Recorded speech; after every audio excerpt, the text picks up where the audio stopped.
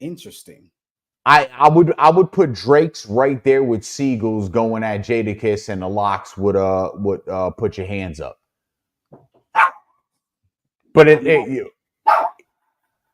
made me feel good because Cole hurt my heart.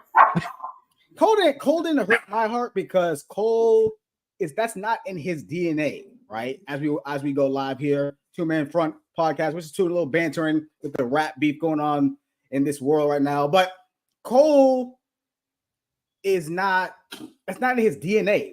Beef is not in J. Cole's DNA. So I understand why. Yeah, but when you listen to his lip, if you're gonna talk top dog shit, and he spits top dog shit, if you're gonna spit it that way, then you turn around and apologize. I'm like, come on, man, you can't apologize for it. Even if it's lyrical sparring, it's lyrical sparring. You don't turn around and, oh, I'm sorry I did this, or I'm sorry I said. No, if you're gonna put it out, stand on your business, as they say now, right? You got to stand on business, right? So stand on business. Don't turn around and apologize. I'm like, come on, man. I don't know. The rap beef thing to me, I have not listened to push-ups. I have not. Is it called push-ups? Is that what it's called? Yeah. That sounds so old right now. Like some old. Yeah. And I'm older than you, and I'm on it. I'm not listening to it yet, but I'm gonna get on it. But honestly, this rap beef to me, I feel like it's all fabricated, it's all manufactured, it's all for album sales. I feel like J. Cole, because they don't announce albums anymore, right? It's all kind of just random now. They just drop them on iTunes now, and boom, you get an album. I personally believe one of two things are gonna happen. J. Cole, Drake, and Kendrick are all gonna be on a collab with Rick Ross. They're gonna come out, or they're all gonna drop their individual albums and go on tour like from a year from now. That's what I think is gonna happen. That's what I suspect to happen. I think rap beef right now is just for album sales. It's just for, I don't know, to conjure up some interest in terms of like advertising, right? I don't believe in any of this rap beef. Like you said, no Vaseline ether. That with Beanie Siegel, that was rap beef. Like that was like hate. That was like true rap beef. This crap right here, I'm not buying this at all. But it's fun. I mean, it's fun. People love it. But hey, well, if anybody wants to clap, Bill Belichick got to clap back. Speaking of that, we got some beef. Between two giants of the NFL. But let's go ahead and introduce ourselves again. I am B Easy from BZ Sports. That's my boy Fall from Objectively Biased Sports, and we are the 2-Man Front podcast. Welcome to the show. Please subscribe to our YouTube channel by using the QR code right up there in the corner. As well, again, if you are trying to subscribe, if you are trying to talk to us, I did put a link in the description. But if you don't want to be a Facebook user, if you don't mind being a Facebook user, cool. But if you don't want to be a Facebook user, make sure you click on the link on StreamYard. It's a one-time thing so we can know who we're talking to. We have some comments on this real quick. Cole Omina. I agree. Cole, it didn't bother me because that's not in Cole's DNA, right? It's not beef, it's competition. Kendrick will tell you today it's not personal, it's just rap. I believe that as well. I do believe that today's rap beefs are like the modern rules of tackling soft, punch, heavy hitters, finesse dudes. That's funny. That's funny. Besides, Pusha T took all the good bar. Pusha did that wasn't beef. When you were talking about bars and competition and destroying somebody, like Drake had to go away for a little bit after that one. What, a couple summers ago? That was crazy. Yeah, and Kendrick doesn't really have much left to say. I agree on that. I definitely agree with that. But go ahead, like you guys are already doing, leave your comments below, whether you're watching on YouTube or our Facebook channel, wherever you are watching, wherever you're getting this good quality podcast. Make sure you leave your comments below. We love to engage with you guys as we go. But we do have a pretty interesting story that kind of came out of nowhere today, right? Kind of came out of nowhere. Bill Belichick and Robert Kraft are beefing, apparently. But it seems like they've been beefing for some time now, if you ask me, Fog. It seems like they've been beefing for some time when it comes to those guys. in the Washington Post today, New York Post, excuse me, that Robert Kraft seems to be the reason Bill Belichick does not have a job.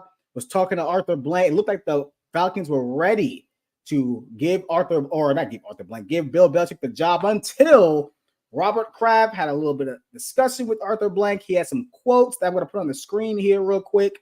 Some quotes that he said that Kraft found Bill to be extremely difficult, obstinate, and kind of stubborn, and in the end, not worthy of his trust. Also, very, very, very arrogant. So that's pretty much what. Yeah, I know. I know. Talk about a bar. I know. Yeah, that's pretty much what Robert Kraft, according to a source, a very trusted source, one of Kraft's confidence, told Arthur Blank. Okay. Fogg, what's your thought on this? What's your thought on this? Whose side are you taking here on this Bill Belichick and Robert Kraft beef? I'm not taking any side. If I had to lean towards somebody, I would lean towards Belichick on this one. And here's why. I heard something come out with Colin Cowherd talking about how Bill Belichick was sour and was going against what the scouting reports were during the draft after Brady left, X, Y, and Z. And I understand why he did that. But let's not forget who started this entire beef. That was Robert Kraft when he traded Jimmy Garoppolo without even informing the guy who he put in charge of basically everything New England in Bill Belichick. And Belichick brought in Garoppolo to potentially be the replacement for Tom Brady. Kraft started this shit. Belichick left. You felt bitter about it, whatever the case may be. Bottom line is, you turned around and subsequently attempted to sabotage Bill Belichick because you were bitter. And at the end of the day, I get it. I understand it. I'm a vindictive person myself, so I can understand doing that. And I can appreciate that level. But at the same token, not that Bill Belichick needs the money. He's fine. His family's fine. His family's going to be fine. But you undercut somebody because you were personally butthurt by the way the situation ended with you guys. I remember posting on Objectively Biased Sports, it's all but a given that Belichick's going to be the next head coach of the Atlanta Falcons. And over the course of 2 days, that post aged like sour milk because all of a sudden Raheem Morris was there. I'm like, wow. So I really think that I'm going to be on the side of Belichick here slightly, just because of how Robert Kraft did this, because Robert Kraft initially started that divorce, that eventual divorce in New England of Kraft and Belichick and with the Patriots, with the trading of Garoppolo.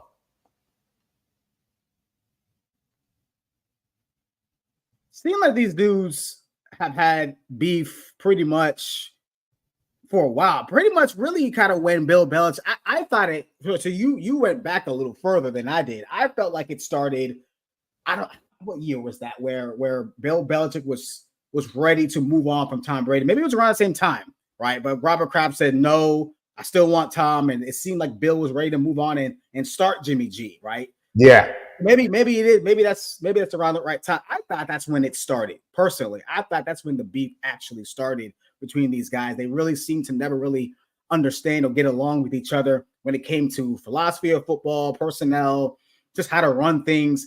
There was a quote in there that in the story that Robert Kraft said you can never really have a warm conversation with Bill Belichick. But Bill Belichick, all he wanted to do was talk football. That was his role. That was his job. It's a good article on ESPN that kind of gives you a rundown in terms of how this kind of went down and what was said between Robert Kraft and Arthur Blank and why Arthur Blank didn't want him. So, but You know, I agree with you. I'm on the side of Bill, which is kind of shocking to me because I'm not a huge Bill Belichick fan, not a huge fan of his, but I mean, Robert Kraft really kind of sunk this dude. Like, Yeah, he sunk him, man. Like, I mean, that's after 6 Super Bowls, 20+ year of dominance. I don't care, I don't care, and I don't care like who's more responsible, who gets this much credit and 20% here. And I don't care about any of that. They were all in it together. Kraft, Brady, and Belichick are all responsible for that 20-year dynasty in New England. And I feel like Robert Kraft really sunk this dude for pretty much no reason. Like, it's none of your business if he wants to go to Atlanta or anywhere else. Let them figure it out. Let them see what you saw. No need to like kind of call Arthur Blank, say, hey man, don't hire this dude. Like, that's crazy to me. That's kind of crazy to me. I feel like Robert Kraft really sunk this dude. I'm not a fan of what he did. It seemed like this, if there's hard feelings there, then like, I mean, these are grown men, Paul. These are old guys. exactly. Like, Exactly. these aren't kids. These aren't even like young players or young men. These are old dudes with a lot of money bitching and moaning about who started what, who's responsible for this. And look, if I'm a coach personally, if I'm a head coach, like if I'm who's that coach now, Gerard Mayo, and I see this, right, and let's say it doesn't work out in New England, and I'm looking for another job, I'm a little worried. Like, I'm a little worried that my boss might tell my other future bosses, hopefully, that hey man, this guy sucks, don't hire him or something like that, or he's this, he's that, like. And Bill Belichick has arguably the greatest resume of all time. Like, it's I don't know. I'm not a big fan. I'm not a big fan of this at all. From Robert Kraft. I thought it was a punk move, honestly. I really did when I heard about it. But yeah, I'm not a fan. I side with Bill on this one. I do. I agree. I side with Bill. Let's just see what some of the comments say. See what our people are saying up there. Vindictive is a requirement to be an Eagles fan. I heard this. I don't know. I don't know if he's never going to coach again. I think it depends on the owner. I think it depends on what they want. He is 72, 73 years old. He's old. He's up there in age. He's not, but that doesn't mean old guys or old coaches can't win, because there's been plenty of them who have done it before, right? I mean, I don't think coaching's a young man's game necessarily, but yeah, I mean, it might hurt his prospects a little bit. Besides, it's a bad fit. He don't like celebrating, and that's kind of stuffy for the A. If Bill went to the Falcons and only the dirty birds would be the people who don't wash their chicken. I'm not sure what you're trying to say here. Yeah, that's Kevin Oliver. That has to be. That has to be. I don't know. I think I would like to have seen it, but I will say that it would have been a very, very odd place to go. I wouldn't think Atlanta would be a place he would want to go anyway. And then someone said, plot twist, maybe Kraft thinks Belichick is a sucker and don't want to see him succeed. Possibly, maybe, I don't know. But that's, I mean, the man won 6 Super Bowls. He's technically he's an 8-time Super Bowl champion. He's already succeeded. Like, he's already succeeded. So I don't think that's necessarily that's a weird goal for Robert Kraft. That was his goal for saying all this stuff. But I mean, I don't know. It was kind of out of nowhere. I was kind of surprised. But you think Bill gets another job, Paul? I'm not, honestly, I don't think this will cost him a job, but I think that after this, I think Bill might just say, fuck it, I'm done. I'm not going to coach anymore. You think so? Yeah. There was a report that I saw Bill is interested in the Eagles job if it's open. I'll take him over Sirianni. Fire Sirianni right now. I'm just saying that's what the report said. I don't know if it's true or not, but that's what the report said. But we'll see. I don't know. But yeah, interesting. Another interesting story. Another one is this one. And Paul, honestly, you're a better, right? You bet. Yes. You're a guy. Okay. Why you say it like that as if you're like ashamed? No, the way you said it, you're better. No, I'm not just saying. Yes. What are you trying to say, B? No, I'm just saying, I'm saying because maybe you can help me understand because I've been like talking to people online about this all day, right? And for me, I I see it as a little bit of a hypocrisy. And I feel like this is something that's like low on the totem pole for the issues that the NBA and other leagues are gonna have down the line, right? I don't think like okay, let's just go through a few things I want to do. I want to take us through what he did, a little review if you don't know. Jonay Porter, the older brother, I believe, of Michael Porter Jr., has been banned from the NBA for life for pretty much betting on himself and betting on his team. Okay, bet on prop bets, where I believe he bet. Actually, you know what? You know who could better explain it? I pulled up a YouTube video, so maybe we can all watch together to kind of better explain exactly what happened. So let me pull that up real quick. Let me go ahead and share my screen, and we can all kind of just watch the video. That way, we can all understand what's going on here. If you don't know what's happening, okay. So let's see. And it's a very interesting story. I'm very interested in it. It's very, very interesting. But strangely, if we go to the play right before this, I'm not seeing any discomfort, anything eye related. He's not touching his eye. He's not.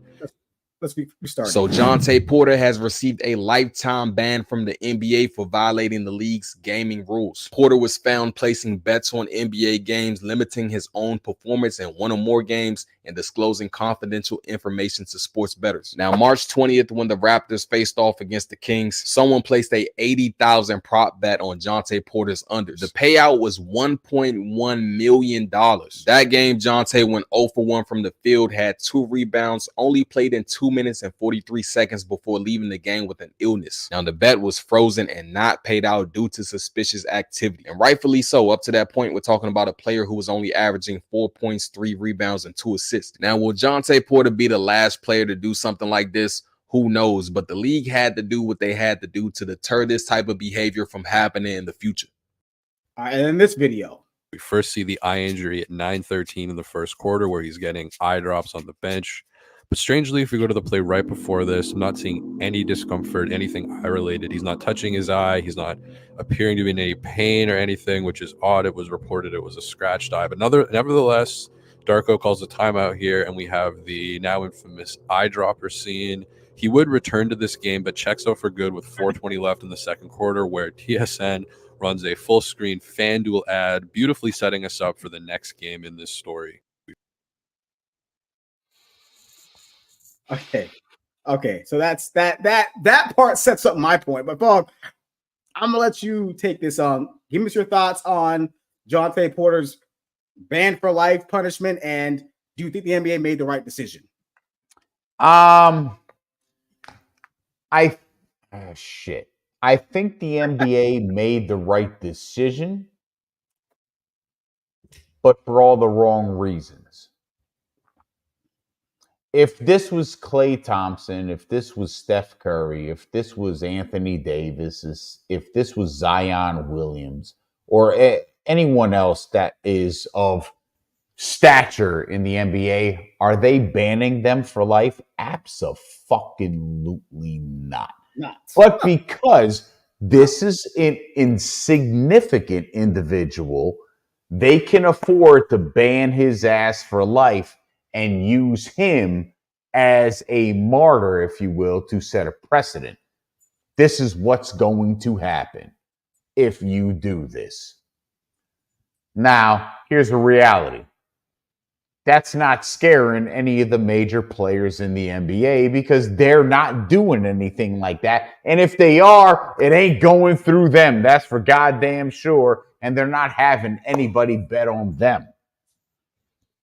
So what Porter did, I think, look, I don't want to say he got what he deserved, but when you're seeing the amount of money come in on, you basically try to do something in an era where You can't do shit like that. This isn't the 1970s or 1980s where someone's going to turn around and, hey, I need you to throw a game. That's not going to happen. People are following, people are watching. This is the cyber age. I'm uncomfortable with him getting a lifetime ban because it's like, you've now set a precedent. Yeah. You've now set a precedent. That's the precedent, yeah. So anybody else that even comes close to doing what Porter just did, oh, you better keep that same energy. And I don't care who the fuck it is. I don't care if it's the next the next league superstar. Ja Morant gets caught doing something like this.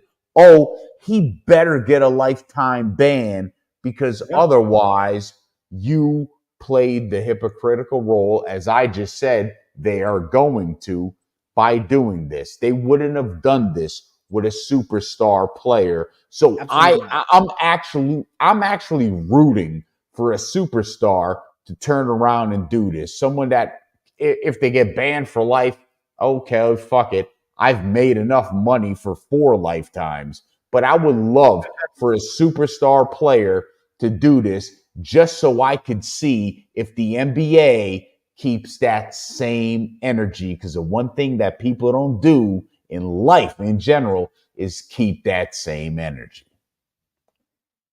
Yeah, I just look, maybe I'm naive because I don't bet and I don't understand. I understand the seriousness of it. Don't get me wrong. I understand the seriousness of what he did. But the lifetime ban bothers me a little bit because you just took the words right out of my mouth. They set a precedent, which I don't think they're going to be able to fulfill if this happens to a star. Not even a superstar like a Steph Curry or LeBron or something like that. But a star, like a B-level star, like Jonay Porter literally averaged 2.2, 4 points a game. He's not like, bro, he's not even a blip on the NBA radar, right? The only reason why you know this guy's name is because of this story. But for me, Fog, it's about these leagues literally lying in the bed with these sports betting agencies, right? Advertising for them, having players in the advertising, in the commercials. Players are allowed to vote in sports, right? Players are allowed to. Okay, they're allowed to accept their sport, apparently, accept their sport, right? But players are allowed. But I just find it very weird. It's just weird to me that there's this outrage with this, but sports betting is so huge amongst everybody, even players in the NBA. They all do it. They all bet on sports. So you expect me to believe they don't bet on their own sport? Is that what I'm honestly supposed to believe? Like I'm supposed to believe that Jonay Porter is only doing this? Come on, man. Like that's what bothers me. Again, maybe because I don't bet, maybe because I don't see the issue. I mean, I see the issue, but like I feel like this was a little overkill because of what the NBA already does, what other leagues already do with this betting. I mean, literally, it's advertising. There's commercials. They literally, there's things sponsored by it. I won't be surprised if a damn MVP like trophy is sponsored, but I won't be surprised if the NBA finals sponsored by like FanDuel or whatever. I wouldn't shock me if that's the case. It wouldn't I just find it very odd, right? And people are saying like, "Oh, he broke the rules, integrity of the game." I get all that, but when gambling is so big in this country, when it has like just risen to new heights that I just can't believe it has gotten to, and we're banning players for life for gambling, albeit yes, it was definitely his sport. I get it.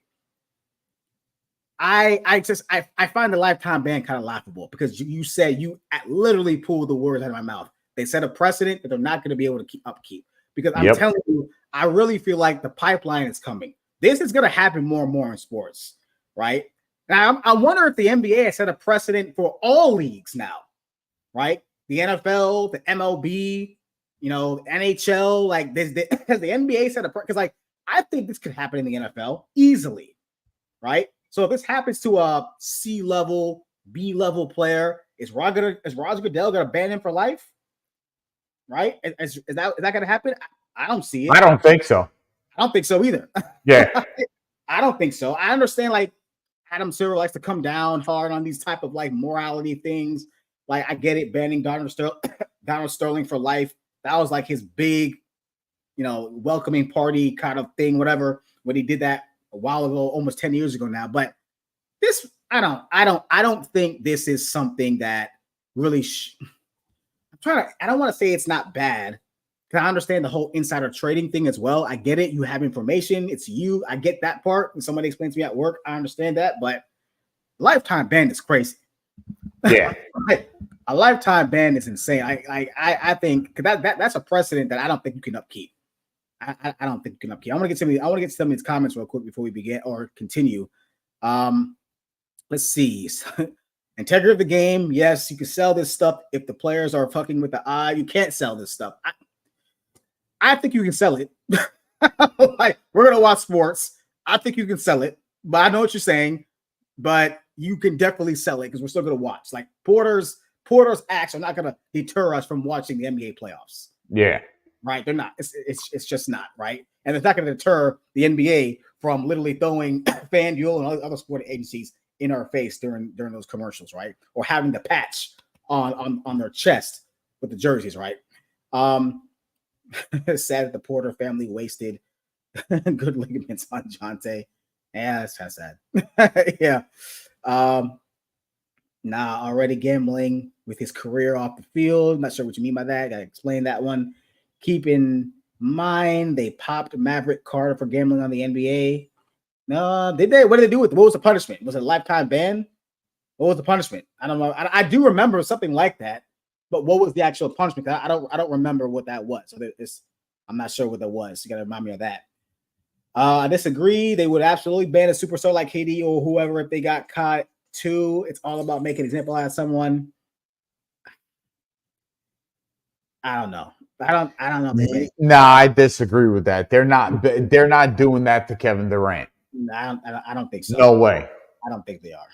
I don't. Maybe we're wrong, Paul. Maybe this guy is right, but I don't think they're doing that to Kevin Durant. Absolutely not. No, it's an access and fairness problem. Insider trading, like I said. Why does he get to fix games for him and his friends, and we get fucked? Yeah, I mean, I get that part. Yeah, I understand. I understand. Look, I understand like the principle, right, of why it's wrong. I'm not disagreeing that he shouldn't have been reprimanded.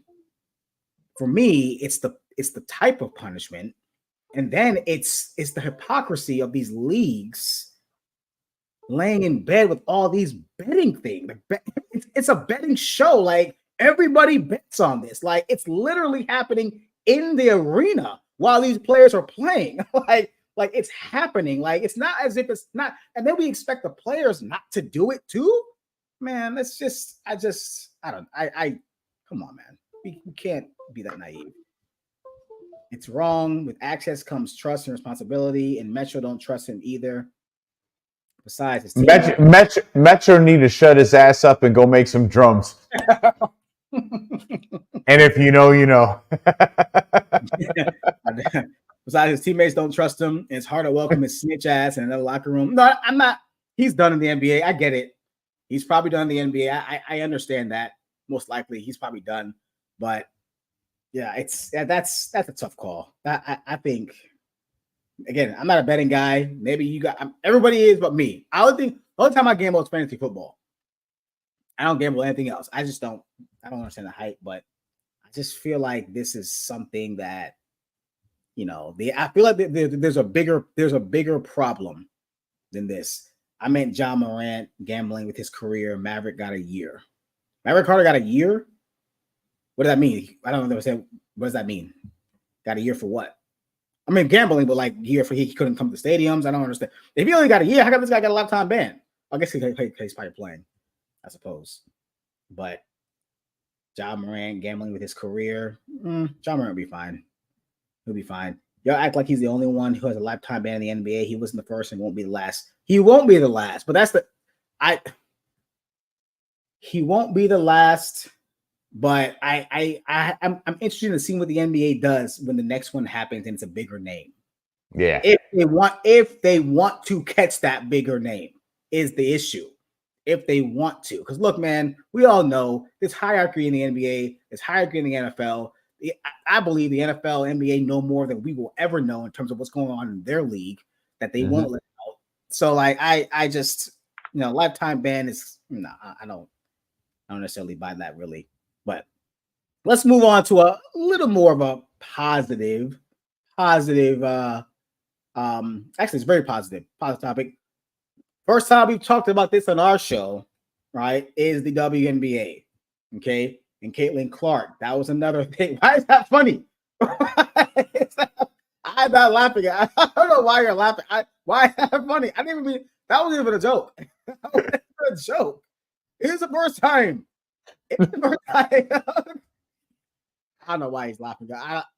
Understanding everything is like, oh, first time we're talking about this on our show, the WNBA. I just watched an SNL skit with Michael Che where he goes, bars across the country said they're collectively going to be broadcasting nothing but women's basketball. And they're also going to be collectively known as the bars with no people in them.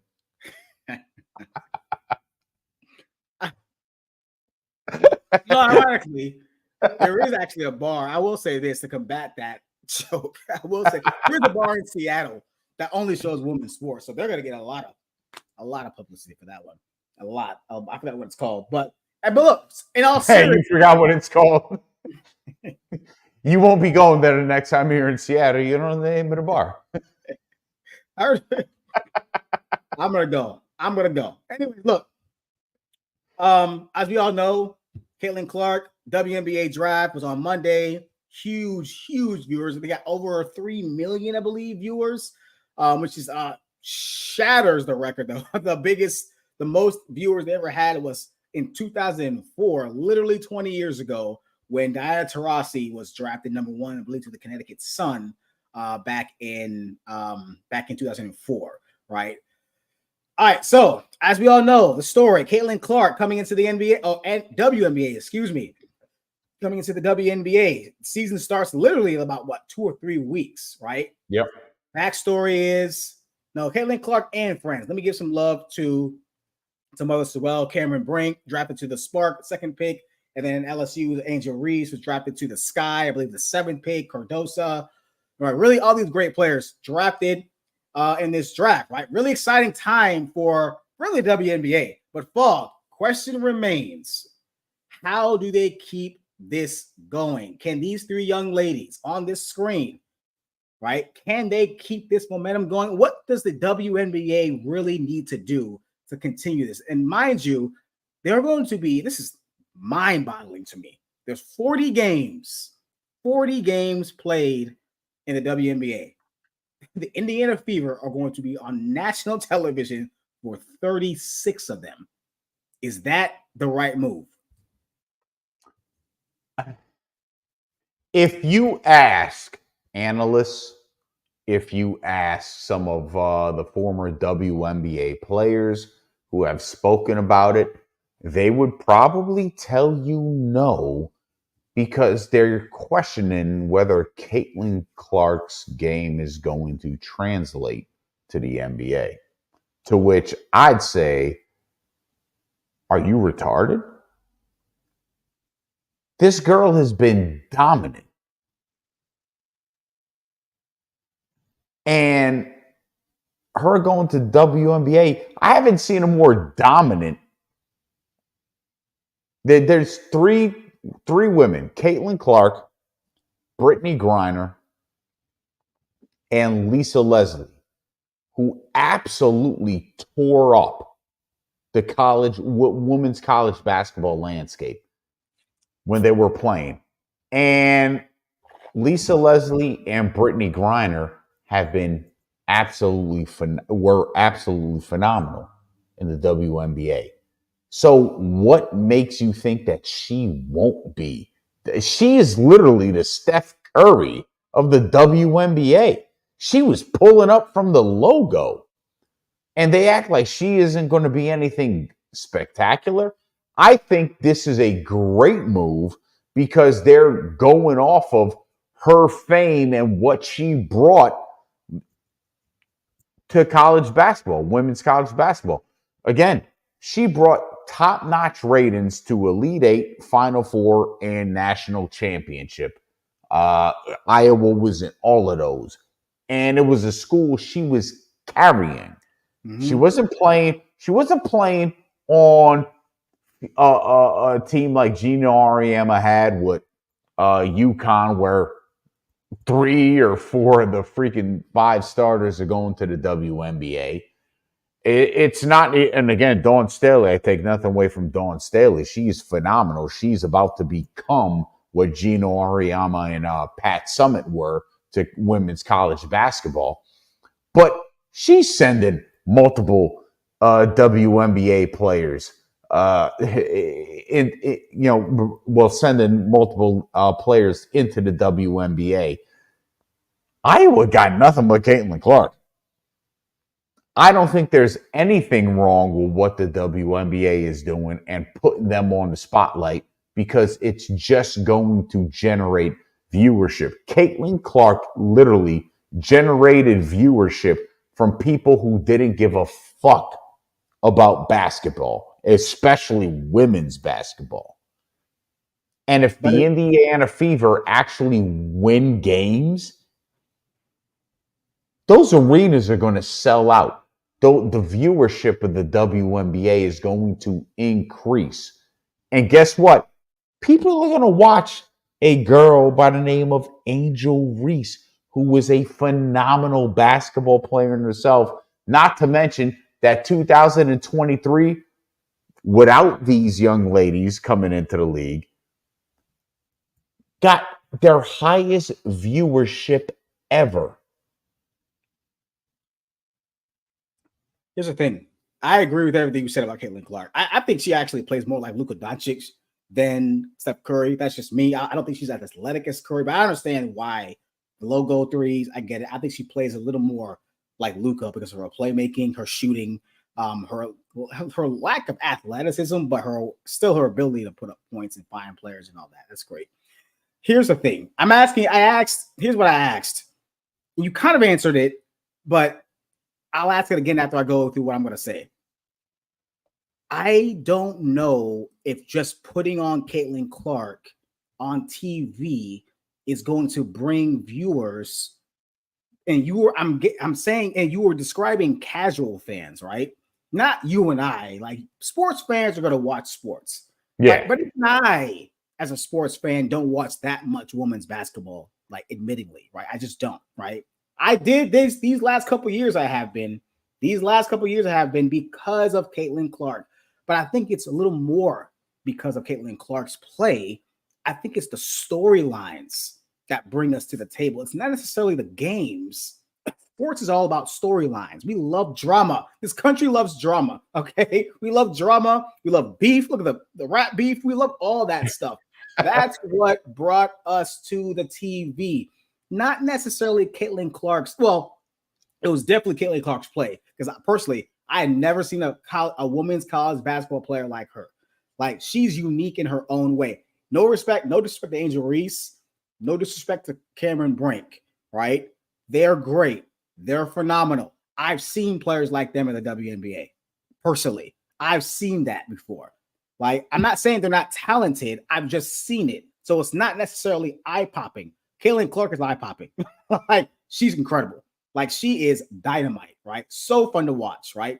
But I think what really helped her generate views along with college basketball is the rivalries. The rivalry she had with Angel Reese. Whether they liked it or not, we made it a rivalry. She didn't really have one with Cameron Brink, but Angel Reese and Catlin Clark captivated us with their personalities and the rivalry. I think that's what the WNBA needs to focus on. I'm not going to watch Catlin Clark 36 times. I'm just not. I don't think anybody's going to do that. I just don't. I mean, maybe the casual fan will. I don't think anyone's gonna do that, right? So that's what they need to do. And Fog, like, you see these numbers, man. Like, you see these numbers with the rookie salary, man. Like, as you can see, they got a long way to go, right? And I really feel like they have to find a way to generate that interest and generate those rivalries for Catlin Clark. We want, like, you know what I'm hoping? You know what I'm hoping happens?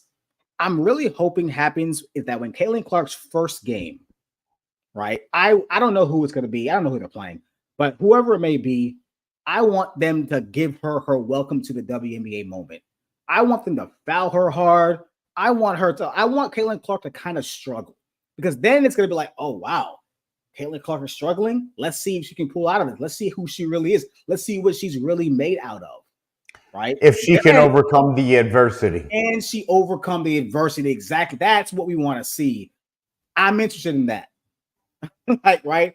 But putting her on 36 times out of 40, I don't think that's gonna buzz. I think the WNBA needs to figure out a way to generate some interest and really kind of manufacture a rivalry, because obviously, man, as you can see with these numbers, she's box office and everybody knows it, right? But I think it's gonna take a little more than her talent. Well, again, it also depends on who, because I'm almost willing to bet that some of those games that they're putting her on there, she's going to be playing against Angel Reese. She's going to be playing against some of the dynamite players in the WNBA. So they're going. I'm confident that I'm confident that they're going to match her up in big highlight games. Well, I mean, she's playing in every game. Like, I mean, she's on TV, so I don't know.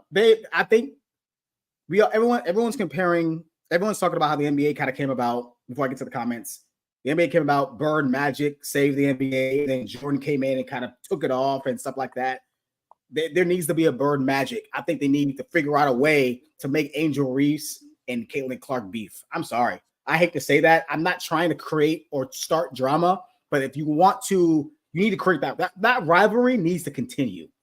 Yeah. Because that rivalry was a year long, right? This past year, from the national championship game all the way to a couple of weeks ago when they played in the Elite Eight, that rivalry was everything. And they need to keep that. That's the only way. I really hope the momentum keeps going, man, because it's been fun. Catlin, I'm going to watch, but I ain't going to watch R36. They could put on TV every single day. I'm not watching it without some interest. I'm sorry. Look at some of these comments real quick about the WNBA. Let's see. I feel bad for her and the ladies, to be honest. They're getting a lot of attention from other weirdos, not just basketball fans. Congratulations, you have arrived. Hey, man, honestly, the weirdos are the casual fans. Yeah. Like that's who you're trying to draw in. Like, the basketball fans are going to watch regardless. They're going to go to the games. They're going to watch, but the weirdos are kind of who you want, man. It's like, it's a reality. I don't know about save the WNBA, but I think views will be up. These are once in a lifetime talents. Again, I don't know if I agree that Angel Reese and Cameron Brink are once in a lifetime talents, but Catlin Clark's definitely a once in a lifetime talent. Yeah. I agree with that statement. Drew, I'll get to your comment in a minute, bud. This reminds me of all the hype the comments got when Cheryl Swoops and others were there. I think Clark and these women will be bigger than that. I hope so. Maybe that'd be cool. That'd be cool. I don't remember that, but I agree. I may be one of the script writers. I could write a great script. I really do. I might be. I might be. Nah, fuck that. I need Clark and them to retire these chicks, get them the grown woman up out there, chicks out of here. That'd be cool. Right. I would love a rivalry between her and Diana Taurasi. That would be great. That would be a great rivalry. Let them get at the old establishments, then get the rivalry popping. No, I get that. I get that. I would love Sue Bird versus Catlin Clark. I would love that. That would be dope. Like, anybody versus Catlin Clark is gonna get views. Like anybody versus her. All right, so we got a little football question real quick here. We got a football question from, let's see, it's from Drew. It's from our boy Drew. Drew Trammell here, avid fan. Ball looks like he was on The Sopranos. J.K. Dobbins signed to the Chargers. Was this the right fit? Ball, go ahead, talking to you. I wish I was. I had got paid like a soprano. That'd be a different story. But I don't know if this. I'm not sure if this was the right fit. But again, you've got Greg Roman implementing an offense, and he's no stranger to working with Jim Harbaugh. So it may work out. And if Dobbins can stay healthy, listen. That's the thing. Dobbins could be a fantastic running back. He's just got to stay healthy. So I think it's a good risk. Not a good fit. It's a good risk to take. Yeah, it's one of those, what do they call it? Low risk, high reward situations. Yeah. Like you don't know if he's going to last 6 games, 10 games, 2 games. Like the man has had so many lower extremity injuries. I can't even honestly, when he tear his Achilles, was that it? Was that happened to him? Yeah, man. Like, if he gives you 12 games, 12 games, that's great. If he gives you 12 games, no, for real, if he gives you 12 games, 700, 800 yards, that's a steal. That's a good pickup. You know, I still think that I don't know when I'm kind of giving away my next spotlight here, but I don't know when Blake Corum is going to get drafted. I still think they're going to draft him. I still think Harbaugh is going to draft Blake Corum somehow, some way. If he's there, maybe in those mid rounds, I still think he's going to draft Blake Corum. I really do. There is one, somebody mentioned it here. I wanted to get to it real quick. So there was a story, AJ Simon, I believe, went to, I don't want to butcher the school. It's either the University of Albany or Albany State. Forgive me if I got that wrong. But yeah, died or passed away of a heart attack, sudden heart attack. Only 25 years old, was an NFL draft prospect of this year, man. It's just sad story that these so many we're hearing a lot of stories about these particularly young athletes having these heart defects, right?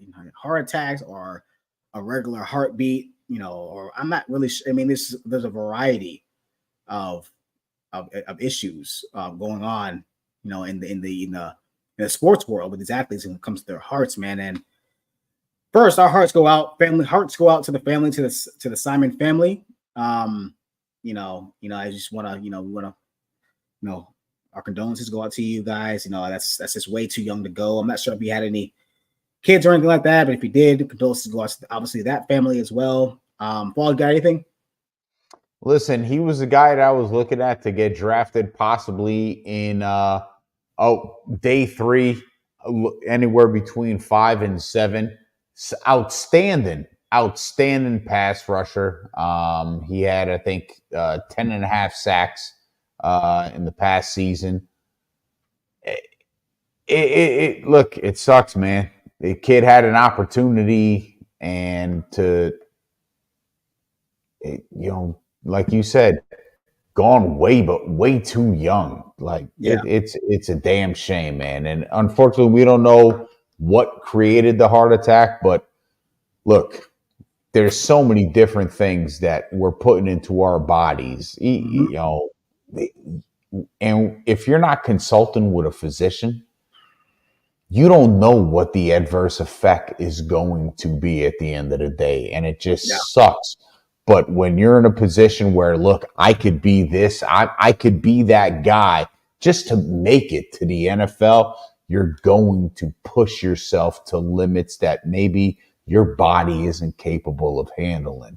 And it sucks that this young man, unfortunately may have suffered that fate.